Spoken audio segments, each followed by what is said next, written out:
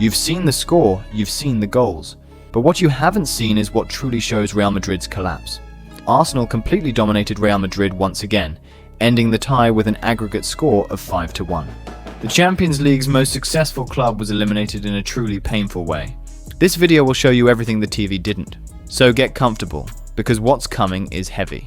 So if you love football and you're a cool person who wants to help, please subscribe to the channel and leave a like. It really helps a lot. Thank you. Real Madrid is out of the Champions League. And this wasn't just any elimination, it was one that hurts.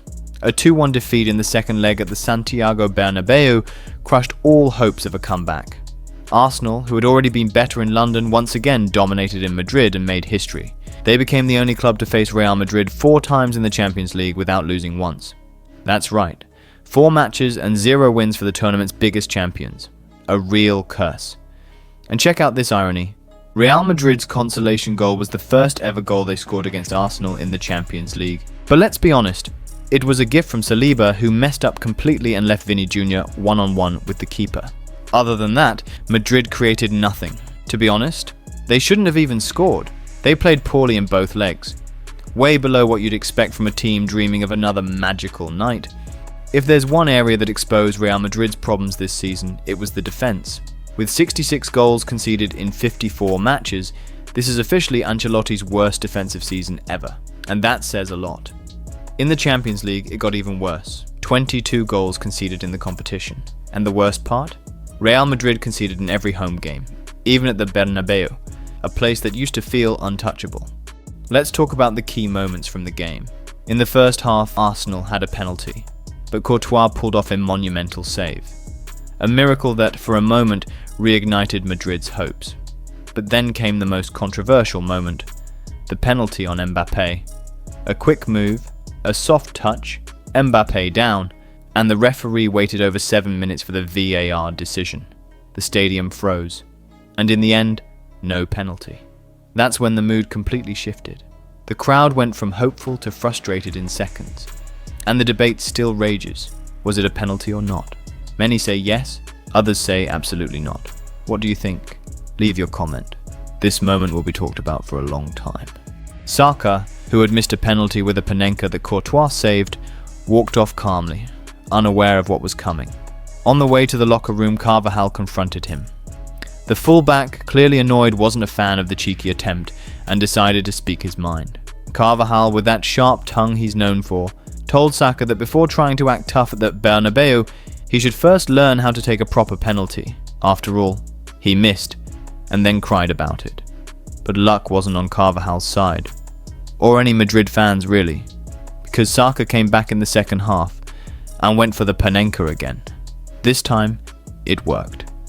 The ball went in and the young Englishman not only shut Carvajal up but also opened the scoring for Arsenal, stretching the aggregate even further and leaving Real Madrid with almost no chance of a comeback.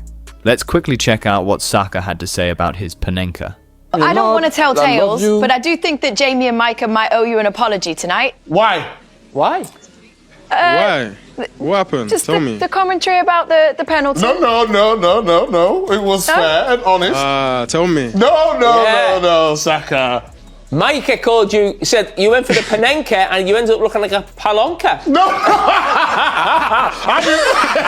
No, I don't believe that. I don't believe that. Exactly. Is that true, Michael? But Kyle, can I ask you, you mentioned before about, with it being Real Madrid and stuff that I'm feeling a little bit better. I want to speak about your mentality. So you've took a penalty in a pressured situation, you've missed it. I'm sure it was playing on your mind a little bit just after it.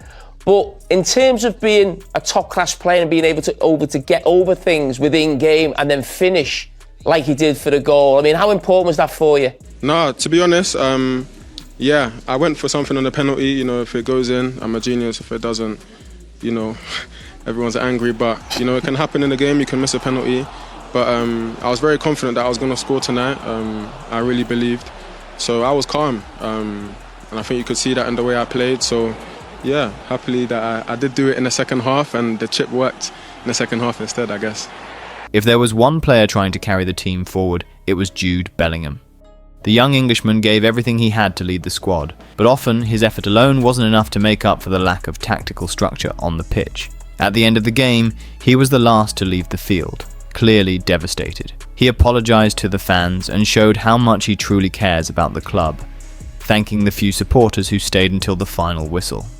And to show just how high the frustration levels were, Bellingham even clashed with his friend and national teammate Declan Rice during the match. The tension between two players who are usually close off the pitch was a clear sign of just how hard that night was for everyone. Vinnie Jr. did try, but he looked disconnected, without support, without answers. In the end, he seemed lost, unsure of what was happening. Swapping shirts with Arsenal's good winger felt like a moment of surrender, a symbol of just how dominant the English side was. What really stood out against Arsenal was the team's total lack of fight, not just from the stars, from the entire squad. Mbappe, the big hope for change, couldn't make an impact. That other kind of football, the one with grit, emotion and intensity, was nowhere to be found. Captain Lucas Vazquez also failed to step up as the leader the team desperately needed. And that's a problem. He simply doesn't have the profile to lead a team like Real Madrid. It's clear that the team misses strong leadership, both on and off the field. On the other hand, even in such a frustrating scenario, a few players showed true respect for the club and the fans, applauding the supporters and proving that some still deeply care about the Real Madrid badge. There's no denying it. Arsenal was the better team in both legs and deserved to go through. Even at the Bernabeu, one of the most iconic stadiums in the world, the Gunners handled the pressure with ease. Overall, Mikel Arteta's team was well organised, precise, and took full advantage of Madrid's defensive gaps. They controlled the game and didn't let the home side react with the intensity needed. They earned their spot, not just because of the two matches, but because of the way they imposed themselves against such a traditional powerhouse. The truth is, Real Madrid crashed out hard, but maybe more than an elimination, this was a warning, a cry for change. And now, tell us, who do you think was most to blame for this elimination? Ancelotti? The squad? Your opinion matters to this channel. If you enjoyed this video, make sure to subscribe, hit the notification bell and leave a like. Thanks for watching, and see you next time.